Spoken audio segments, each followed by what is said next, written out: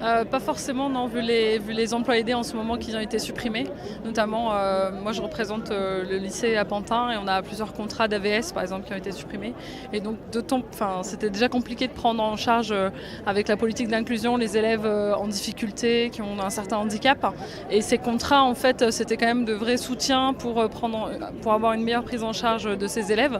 S'il n'existe plus, qui prend en charge justement ces élèves au-delà des enseignants? Ces personnes, en fait, on supprime les contrats aidés pour professionnaliser certaines personnes. Donc on voit bien qu'on nous retire des moyens pour mettre rien à la place. Donc là on est davantage nous en difficulté et on a du mal à répondre du coup à la demande, que ce soit de la part des parents ou des élèves. Mais ça rejoint que ce soit les contrats aidés qui ont été supprimés ou la volonté progressive de faire en sorte que les profs prennent des heures supplémentaires sans fin.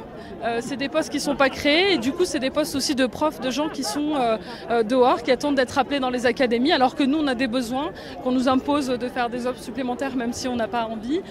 Progressivement, on nous dit oui, mais bon, vous gagnez de l'argent davantage. Ça, c'est sûr que du coup, à partir du moment où le salaire il est gelé et que on paupérise les profs, on est obligé de les accepter, mais c'est au détriment aussi de gens qui ne travaillent pas.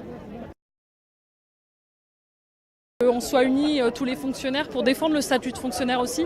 On a bien vu ailleurs, dans d'autres pays où la politique d'austérité était menée il y a quelques années, qu'en fait on a abandonné totalement le statut de fonctionnaire. Maintenant c'est des CDI qui sont enseignants par exemple en Allemagne et c'est ce vers quoi on tend en fait. On a l'impression que c'est un statut qui est présent, qui est acquis et qu'il n'y a pas besoin forcément de tirer la sonnette d'alarme pour dire que c'est un statut qu'il va falloir défendre parce qu'il est nécessaire.